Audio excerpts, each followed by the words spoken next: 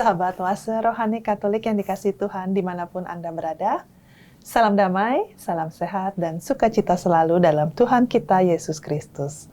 Senang sekali pada hari ini saya Francisca Audrey bisa kembali hadir dan menyapa sahabat dalam acara kesayangan kita, Oase Rohani Katolik, edisi Pekan Biasa ke-13. Sahabat, dalam acara Oase Rohani Katolik, secara bersama-sama kita akan membaca kitab suci, merenungkannya, serta menggali berbagai inspirasi yang terdapat di dalamnya dengan dibimbing oleh romo-romo yang berkarya di Keuskupan Agung Jakarta. Pada hari ini kita akan mendapatkan bimbingan rohani dari Romo Yohanes Epa Prasetyo OFM. Romo Epa, terima kasih Romo sudah berkenan membagikan inspirasi buat kita semua. Mungkin Romo mau menyapa sahabat Romo? Ya, salam sehat untuk pemirsa ORK yang terkasih dimanapun berada. Amin. Terima kasih Romo. Sahabat Oase Rohani yang terkasih, seperti biasa kita akan mengawali perjumpaan kita pada hari ini dengan doa pembuka. Kita mengucap syukur kepada Allah kita yang akan dipimpin oleh Romo Epa. Silakan Romo. Marilah kita berdoa dalam nama Bapa dan Putra dan Roh Kudus. Amin. Bapa Surgawi yang Maha Kasih, kami bersyukur atas kasih-Mu, khususnya bagi kami, anak-anak-Mu yang butuh pertolongan-Mu. Dalam mewujudkan kasih-Mu, Engkau begitu peduli kepada kami semua, khususnya bagi saudara-saudara kami yang kecil, miskin, lemah, dan yang tertindas. Dalam kehidupan sehari-hari, kadang kami bingung, kadang kami juga ragu, mengapa Engkau memihak saudara-saudari kami. Tapi kami sadar bahwa suatu saat, kapanpun dan dimanapun kami akan mengalami saat-saat di mana kami menjadi pribadi yang kecil, yang lemah, yang juga tertindas. Mampukan kami ya Bapa, supaya dapat mengatasinya, dan mampukan kami juga supaya dapat berharap kepadamu dengan apa yang telah terjadi, bukan hanya mengandalkan apa yang menjadi prestasi, kekuatan, dan kebijaksanaan kami. Semua ini kami mohon kepadamu dengan pengantaran Kristus Tuhan kami. Amin. Amin. Dalam nama Bapa dan Putra dan Roh Kudus. Amin. Terima kasih Romo. Sahabat Oase Rohani Katolik yang dikasihi Tuhan, mari sekarang kita mengawali perjumpaan kita pada hari ini dengan antifon pembuka. Tuhan itu penyayang dan pengasih, panjang sabar dan berlimpah kasih setianya. Pembacaan diambil dari Nubuat Amos. Beginilah sabda Tuhan. Karena 3 perbuatan jahat Israel, bahkan 4, aku tidak akan menarik kembali keputusanku. Sebab mereka telah menjual orang benar untuk mendapatkan uang, dan orang miskin karena sepasang kasut. Mereka menginjak-injak kepala orang lemah ke dalam debu dan membelokkan jalan orang sengsara. Anak dan ayah pergi menjamah perempuan muda yang sama, sehingga melanggar kekudusan namaku. Mereka merebahkan diri di samping setiap mezbah di atas pakaian gadaian orang, dan minum anggur orang-orang yang kena denda di rumah Allah mereka. Padahal, akulah yang memusnahkan orang Amori dari depan mereka. Orang-orang Amori yang tingginya seperti pohon aras dan kuat seperti pohon terbantin. Akulah yang menuntun kalian keluar dari tanah Mesir dan memimpin kalian 40 tahun lamanya di padang gurun, supaya kalian menduduki negeri orang Amori. Sesungguhnya aku akan mengguncangkan tempat kalian berpijak seperti goncangan kereta yang syarat dengan berkas gandum. Orang cepat tidak mungkin lagi melarikan diri. Orang kuat tak dapat menggunakan kekuatannya. Dan pahlawan tak dapat melarikan diri. Pemegang panah tak dapat bertahan. Orang yang cepat kaki tak akan terluput. Dan penunggang kuda tak dapat meluputkan diri. Juga orang yang berhati berani di antara para pahlawan akan melarikan diri dengan telanjang pada hari itu. Demikianlah sabda Tuhan. Syukur kepada Allah. Sahabat, mari kita tanggapi bacaan pada hari ini dengan Mazmur tanggapan. Camkanlah ini, hai kamu yang melupakan Allah. Camkanlah ini, hai kamu yang melupakan Allah. Apakah urusanmu menyelidiki ketetapanku dan menyebut-nyebut perjanjianku dengan mulutmu? Padahal engkau membenci teguran dan mengesampingkan firmanku. Camkanlah ini, hai kamu yang melupakan Allah. Jika melihat pencuri, engkau berkawan dengan dia. Engkau bergaul dengan orang berzina. Mulutmu kau biarkan mengucapkan yang jahat, dan pada lidahmu melekat tipu daya. Camkanlah ini, hai kamu yang melupakan Allah. Engkau duduk dan menjelek-jelekan saudaramu. Engkau memfitnah saudara kandungmu. Itulah yang engkau lakukan. Apakah aku akan diam saja? Apakah kau kira aku ini sederajat dengan kamu? Aku menggugat engkau dan ingin berperkara denganmu. Camkanlah ini, hai kamu yang melupakan Allah. Camkanlah ini, hai kamu yang melupakan Allah. Waspadalah, jangan sampai aku menerkam dan tidak ada yang melepaskan. Siapa yang mempersembahkan syukur sebagai kurban, ia memuliakan daku. Dan siapa yang jujur jalannya akan menyaksikan keselamatan yang dari Allah. Camkanlah ini, hai kamu yang melupakan Allah. Sahabat Oase Rohani Katolik yang dikasihi Tuhan, sekarang mari kita persiapkan hati untuk mendengarkan pembacaan Injil. Bait pengantar Injil. Haleluya. Haleluya. Hari ini janganlah bertegar hati, tetapi dengarkanlah suara Tuhan. Haleluya. Tuhan bersamamu Dan bersama rohmu. Inilah Injil suci menurut Matius. Dimuliakanlah Tuhan.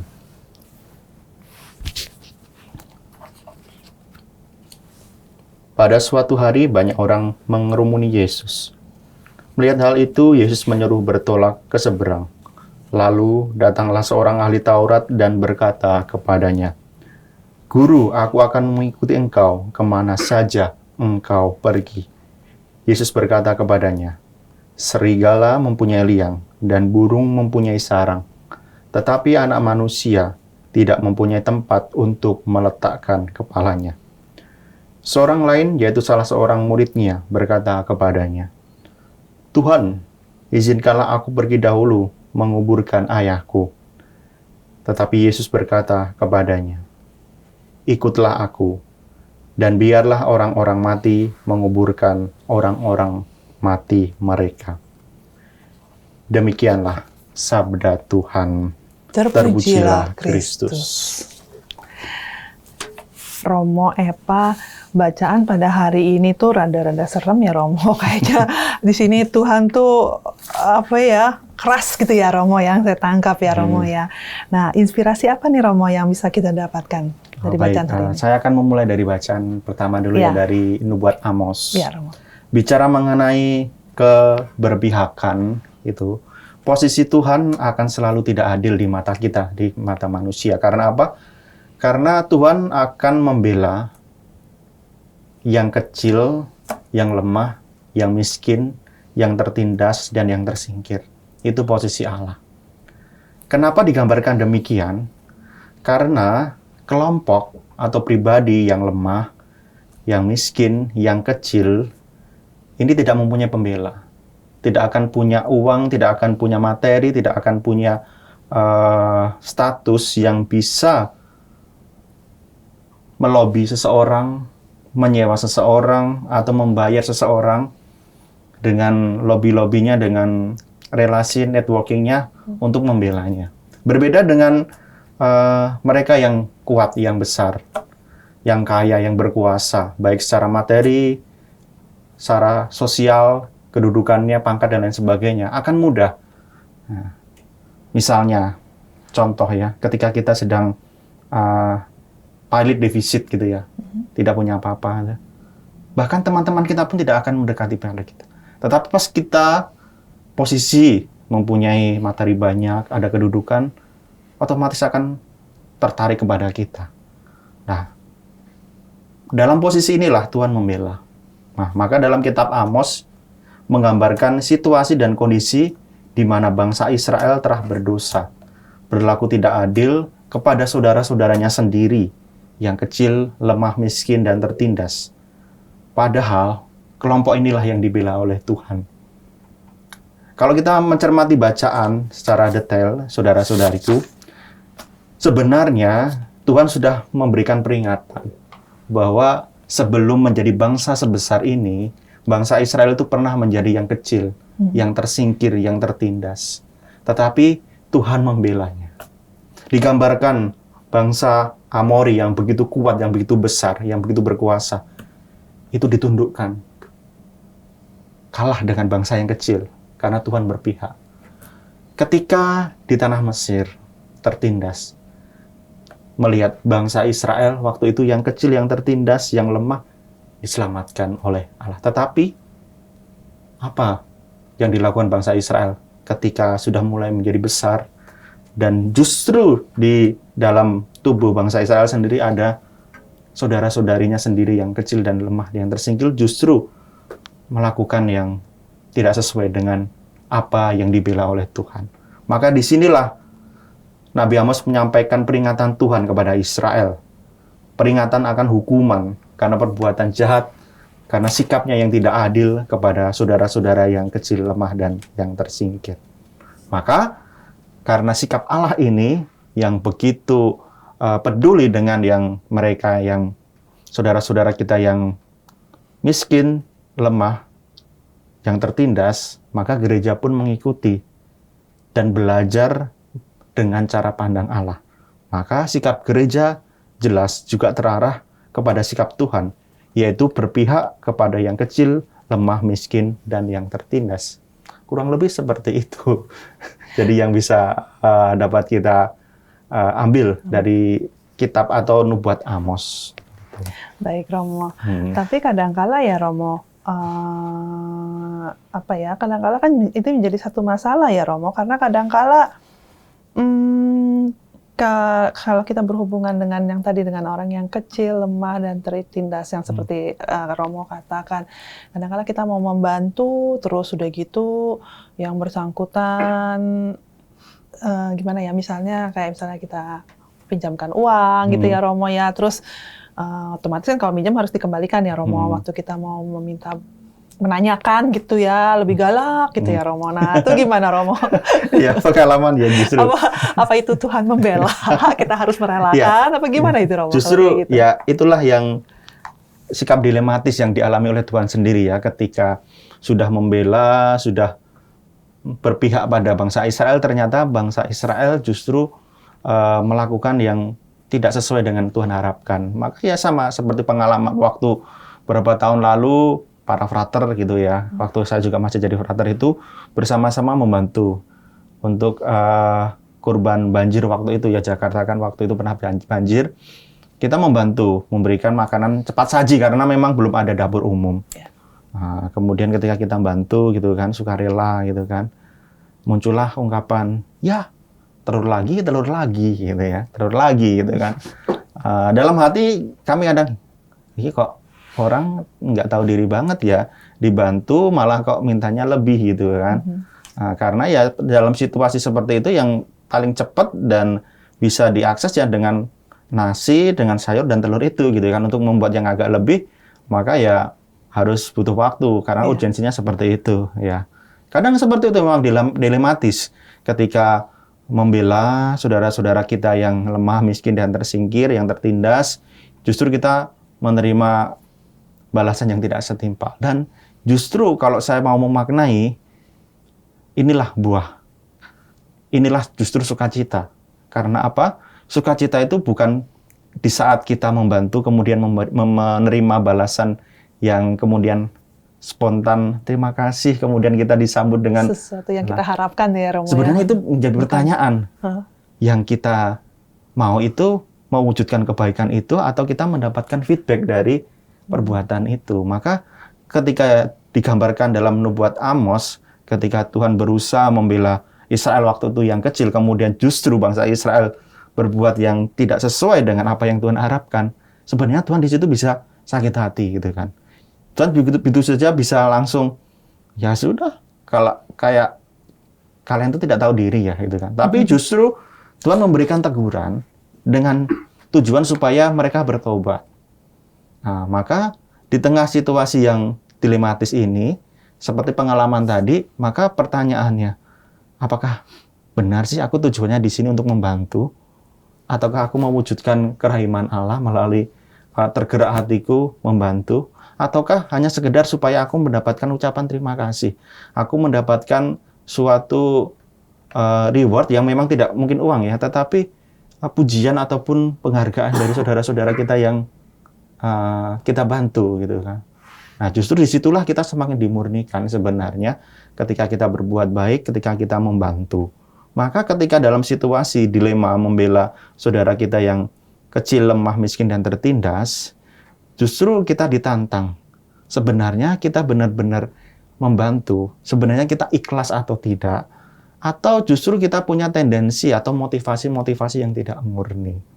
Maka melalui teguran dari Nabi Amos, sebenarnya bangsa Israel secara spiritual sedang diuji juga. Apakah selama ini ketika aku membelamu, di saat engkau tertindas, di saat engkau menjadi pribadi yang atau kelompok yang lemah, apa engkau juga bisa memperlakukan hal sama? Minimal kepada saudara-saudarimu sendiri. Nah, maka yang dituntut dari Tuhan adalah setelah itu pertanggungjawaban.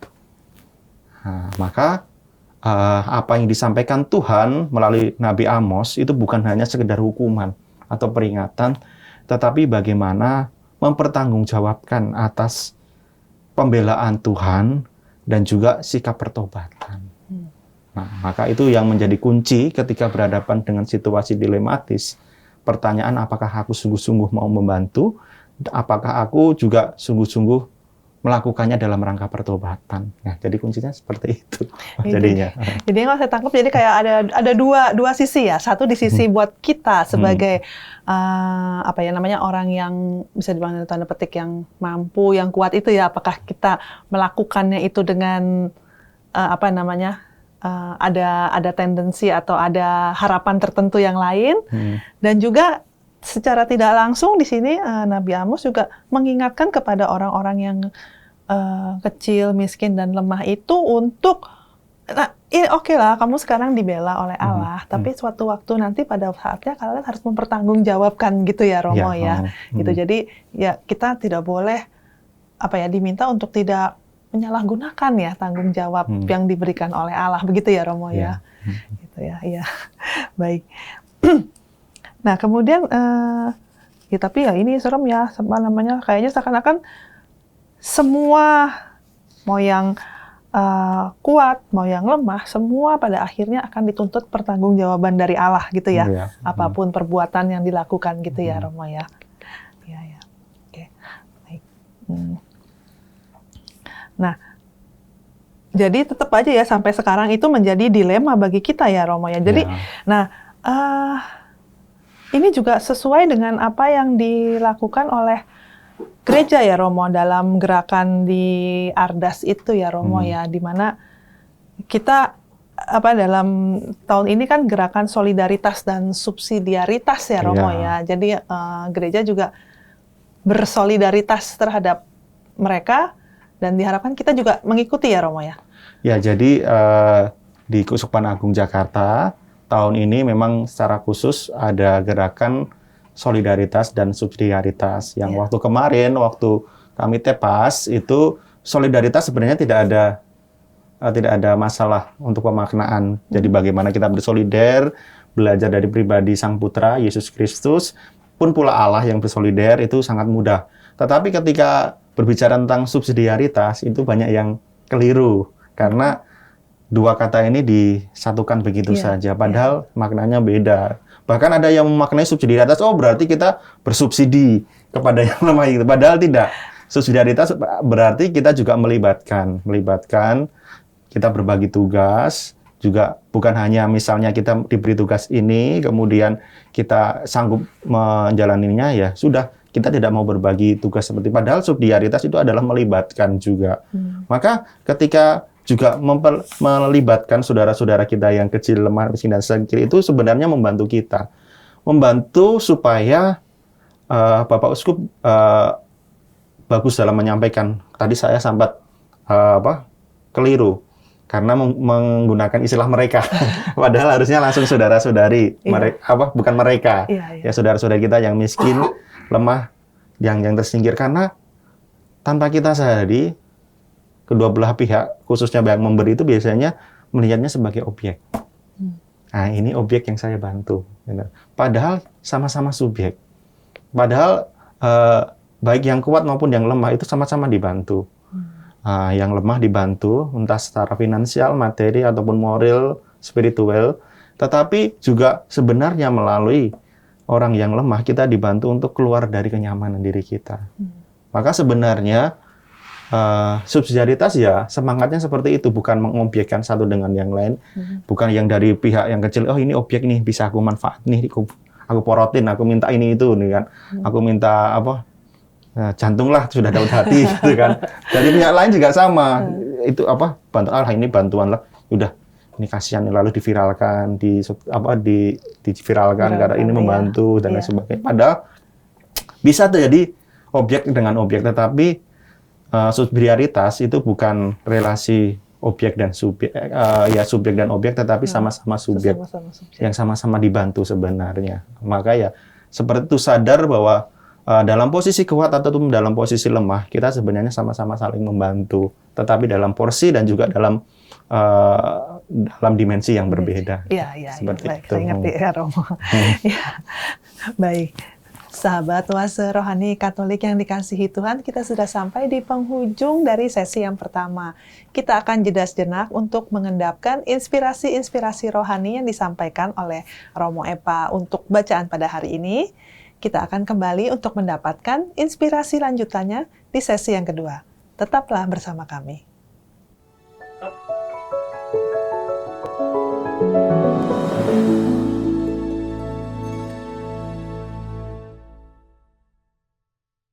Sahabat Oase Rohani Katolik yang dikasihi Tuhan, terima kasih sahabat masih dengan setia mengikuti acara Oase Rohani Katolik edisi hari ini. Bagi sahabat yang ingin mengirimkan pesan ataupun sharing iman, silakan mengirimkannya melalui email ke orkkaj2021@gmail.com atau dapat mengirimkan pesan melalui WhatsApp ke nomor 0881 0251334438. Masih bersama dengan Romo Yohanes Epa Prasetyo OFM dan saya Francisca Audrey. Sahabat, kita akan melanjutkan menggali inspirasi-inspirasi rohani dari bacaan pada hari ini. Romo Epa, mungkin Romo bisa menyimpulkan sedikit dari tadi yang apa kita bicarakan di sesi pertama, Romo. Ya, terima kasih. Saya akan menggunakan apa yang disebut abduksi, yaitu kesimpulan maupun pengantar. Jadi kadang kan kita logikanya kan bisa menggunakan pernyataan awal, kemudian kita menjelaskan, atau kita membeberkan sesuatu baru kesimpulan. Maka ya nanti saya akan pula seperti itu. Di awal saya akan menyampaikan bahwa bacaan pertama, inspirasi dari Nabi Amos, itu berbicara mengenai konsistensi Tuhan yang membela saudara-saudara kita yang kecil, miskin, lemah, dan yang tertindas. Dan dalam perwujudannya, dalam usahanya, dalam konteks Nabi Amos adalah bangsa Israel waktu itu, justru ketika bangsa Israel menjadi bangsa yang besar, yang mapan, tidak mau belajar dari Tuhan, bahwa mereka sudah diselamatkan, sudah dibela, sudah difasilitasi, tetapi yang terkecil, yaitu saudara-saudarinya sendiri yang kecil, lemah, miskin, tersingkir, dan tertindas justru tidak dibela, malah justru dimanfaatkan dan dieksploitasi. Maka Tuhan menegur ini. Dan ini situasi yang dilematis di sisi Tuhan, dan sebenarnya juga sisi dilematis juga bagi kita. Maka berangkat dari yang dilematis ini, situasi yang dilematis ini, ya saya mencoba masuk kepada bacaan Injil. Bagaimana situasi orang bertanya, Tuhan, aku mau mengikuti Engkau. Lalu Tuhan menjawab dengan statement yang membuat kita kaget, dan malah justru kita overthinking dan merasa dilematis banget gitu ya, harus menentukan pilihan. Jadi gitu. Bukannya menjawab ya Romo, malah tambah jadi bingung ya Romo. Oke. Gitu kalau dari bacaan pertama dan nanti jembatannya kepada bacaan Injil. Ya. Oke. Nah, ini kan tadi yang seperti Romo katakan yang mengenai ini ya, yang jawaban Yesus kepada ahli Taurat itu ya Romo ya, bahwa kalau saya simpulkan ini bahwa Yesus mengatakan bahwa ya kamu ikut aja, nggak tahu kemana gitu ya. Bukan nggak tahu kemana, maksud saya ya percaya saja begitu ya Romo, yang saya tangkap ya, bahwa kita tuh pilihan hidup ya hanya kita mengikuti Yesus tanpa ada mungkin satu tempat untuk kita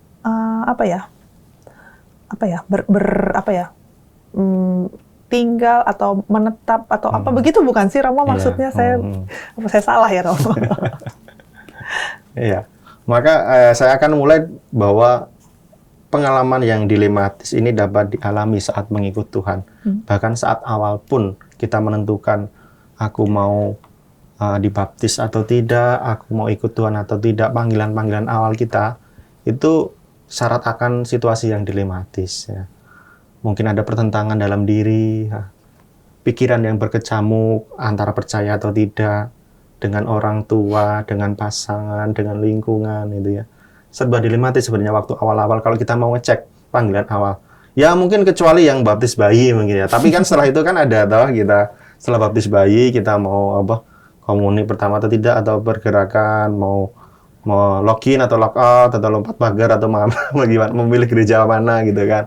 Tetapi yang jelas mengikuti Tuhan itu akan syarat kondisi yang sangat dilematis akan kita sering jumpai. Maka pada saat memutuskan Tuhan, tanggapan Tuhan sendiri memposisikan para pengikutnya itu pada fase dilematis. Gitu kan. Mau tidak mau, suka tidak suka, kita harus memilih. Nah, maka bagaimana sekarang kita bisa memaknai atau mengistilahkan posisi seperti ini adalah seni untuk memilih. Nah, inilah yang tidak dimiliki oleh makhluk yang lain. Tidak kepada malaikat, tidak kepada iblis, tidak kepada makhluk selain manusia. Nah, seni memilih inilah yang hanya dimiliki oleh manusia. Walaupun juga ada banyak pilihan yang mungkin tidak kita pilih ya, karena sudah istilah tanda kutipnya kodratnya. Kita ada suatu momen, ada suatu yang memang sejak awal kita tidak akan bisa memilih. Kita lahir di mana, kita lahir kapan, lahir dari orang tua yang mana ya. Itu ada beberapa memang hal yang mungkin tidak kita bisa memilih sejak awal. Tapi keputusan selanjutnya, bahkan ekstrimnya bagaimana kita mau hidup dan bagaimana mau kita mati, itu adalah pilihan kita. Inilah yang disebut dengan kehendak bebas. Yang kadang saking Tuhan menghargai kehendak bebas kita bahkan punya Tuhan pun juga tidak akan menolak ketika Tuhan aku nggak butuh engkau lagi. Aku nggak butuh gereja dan lain sebagainya. Tetapi sekali lagi, skala keputusan itu sangat dihargai oleh Tuhan. Nah, namun ketika hidup manusia yang syarat akan fase yang dilematis ini, di tengah situasi yang demikian, kadang orang memilih untuk diam, untuk tidak melakukan apa-apa dan tidak memutuskan sesuatu. Justru ini kelirunya. Kita akan buang tenaga, buang waktu, dan semakin banyak orang yang akan tersakiti, bahkan menyakiti Tuhan itu kan. Lama banget ya keputusanmu dan lain sebagainya. Karena kadang-kadang kan pikir nanti aja biar dengan berlalunya waktu semua akan beres, begitu kan Romo? Ya benar gak sih? Kadang-kadang ada yang berpendapat begitu loh Romo. Iya. Padahal sebenarnya keputusan ada di kita gitu loh. Dan kalaupun kita membiarkan waktu, orang lain yang akan memutuskan. Oh, oke. Ya, orang lain yang akan memutuskan. Jangan sampai kita kecewa ketika kita membiarkan waktu untuk membuktikan, justru orang lain yang memutuskan. Entah orang terdekat atau orang yang lebih berkuasa atau orang yang memang butuh waktu itu. Maka sebagai pengikut Kristus, sebenarnya kita diajak untuk bisa melampaui keadaan dilematis ini. Mungkin ada yang bertanya, ya bagaimana caranya kita situasi yang dilematis seperti ini gitu kan. Maka saya akan kembali kepada pernyataan awal saya tadi, bahwa situasi yang dilematis ketika Tuhan berpihak kepada yang kecil, miskin, yang tertindas, Tuhan tetap konsisten. Bahwa Tuhan tidak akan berbalik, akan membela mereka yang kuat. Nah, maka sebenarnya belajar dari bacaan pertama dan kemudian terarah kepada bacaan Injil, itu kata kunci ini bukan solusi ya. Kuncinya adalah bagaimana kita konsisten dengan tujuan awal kita, dengan apa yang menjadi prioritas kita sejak awal. Nah, kalau kita sudah sejak awal mau komitmen bahwa aku harus masuk perguruan tinggi negeri seperti itu, maka ketika ada situasi dilematis dan untuk memutuskan, ketika kita menimbang-nimbang, ya kita akan memutuskan mana yang memang mendukung apa yang menjadi komitmen awalku. Aku komitmen mau hidup berkeluarga, ya sudah, kita akan memutuskan, memilih, kemudian menyeleksi pasangan atau bukan pasangan, pribadi-pribadi yang memang pas untuk saya gitu kan. Ketika memutuskan untuk menjadi biarawati, ya sudah, misalnya kecenderungan atau keinginan untuk tidak mengarahkan kita kepada hidup membiara atau hidup di seminari, ya tidak akan kita pilih gitu. Walaupun itu akan menjadi posisi di mana kita akan mengalami situasi yang dilematis juga. Nah, maka posisi atau yang ingin kita teguhkan pada sesi kedua ini adalah dua orang yang bertanya, yaitu pertama ahli Taurat dan yang kedua adalah murid, sebenarnya adalah pribadi yang sudah tahu, sudah paham, tetapi ragu dengan apa yang telah menjadi komitmen awal. Maka kalau ini diflorkan atau disampaikan langsung kepada kita juga bingung gitu kan. Kita juga bingung, serigala dan lain sebagainya. Jawabannya makin ambigu biarlah ya, orang-orang mati menguburkan orang-orang mati mereka dan lain sebagainya, karena sebenarnya ini adalah jawaban Yesus kepada ahli Taurat dan muridnya yang sudah paham kitab suci, yang sudah paham bagaimana perjalanan dengan Yesus, tapi mereka sampai sekarang masih belum paham.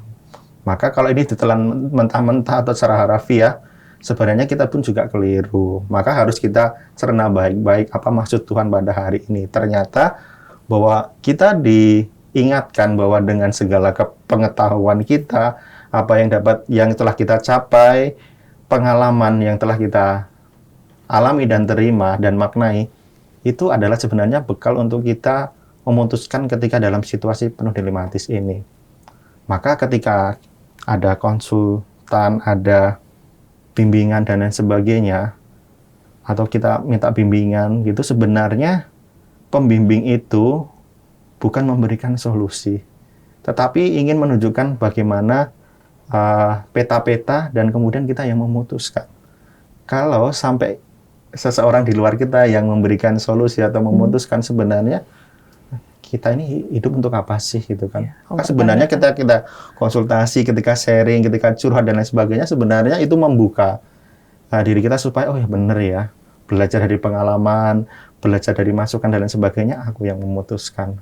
Nah, maka ya harapannya kita juga seperti